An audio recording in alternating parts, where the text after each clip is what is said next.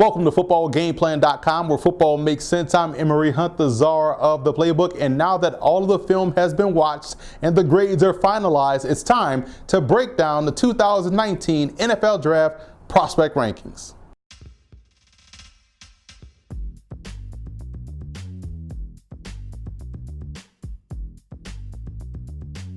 Before we dive into the prospect rankings video, let's take a look at how we go about grading these guys on film. For the skill positions, we take a look at a prospect's best and worst games statistically and the best matchup before we finalize his film grade. And from there, the player is assigned a grade on a 100-point scale. We don't believe in the term backup per se. If you're in the NFL, you're one of the best players at your position, so we consider you a starter in waiting, or at least that's how I would look at it if I'm a GM or a head coach. So without further ado, let's dive into the video with our number one graded prospect at the position.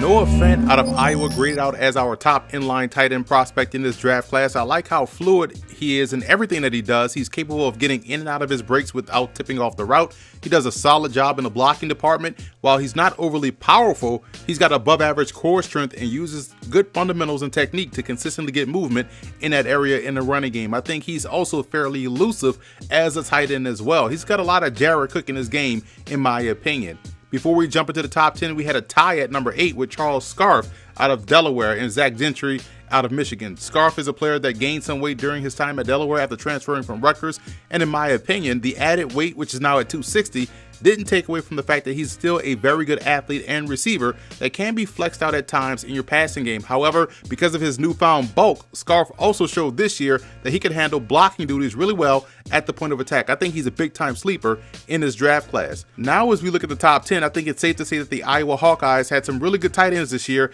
with both Fant and Hockenson finishing at 1 and 2 in our rankings. Fant's athleticism factor into his half-point grade over Hockenson.